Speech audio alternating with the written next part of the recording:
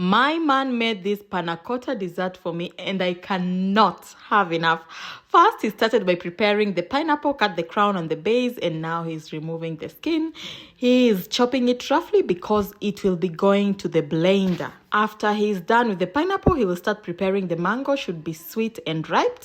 He will cut it roughly again. Then he's going to squeeze some lemon juice, and all these three are going in the blender, blended and back into a cooking pot, and we will put it in the stove to cook. We will also add some sugar, and in another bowl we're going to add gelatin. 2 spoons of gelatin, 2 spoons of water, and then we'll put it just aside. We'll also be using cream. We put it in the pot and let it cook. After it has cooked, we put it aside and add the gelatin inside.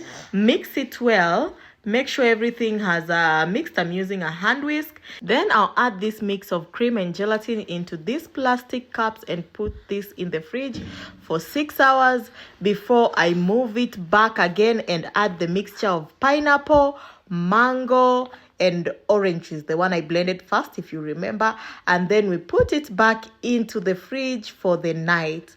I'm telling you, this is the best dessert I've had. I will always go for this. Thank you so much for watching, and see you tomorrow on Monday for easy and quick recipe for Mondays.